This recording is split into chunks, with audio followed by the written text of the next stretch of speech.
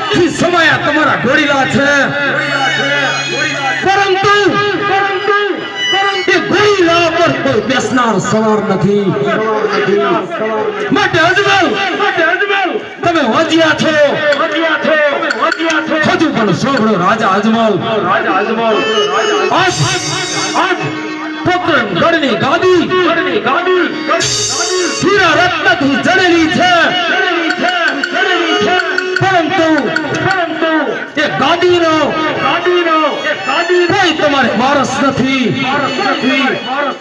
માટે રાજા અજમલ તમે વાંચ્યા છો, હજુ પણ સાંભળો. પોકરણગઢની સતી મિનળ દે માતા કહેવાય, પરંતુ એનો કોઈ ખોડાના ખોદનાર વારસ નથી. માટે અજમલ તમે વાંચ્યા છો, વાંચ્યા. તમે મોલ સંભાળીને બોલો. દીકરી ઇજ્જત કેટલી છે એ દીકરીનો બાપ જ જાણી શકે છે. દીકરી એક વાલનો દરિયો છે, અને દીકરી એક તુલસીનો ક્યારો છે, અને દીકરી એક લક્ષ્મીનો અવતાર છે.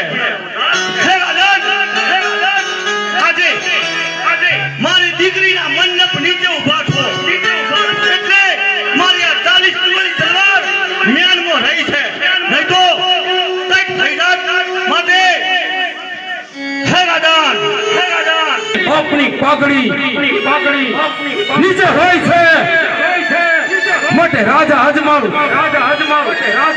તમને કદાચ એમ થતું હશે પિંગલપતિ રાજા પડિયારના ઘરે મારી દીકરી વરાવી છે,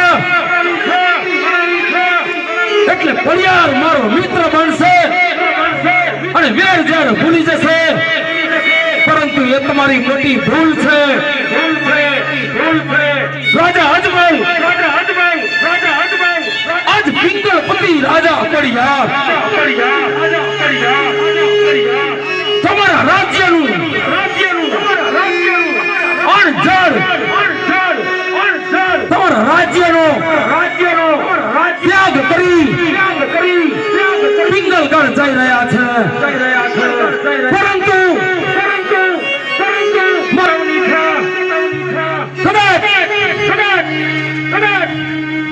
તમે મારી પિંગલગઢ નગરીમાં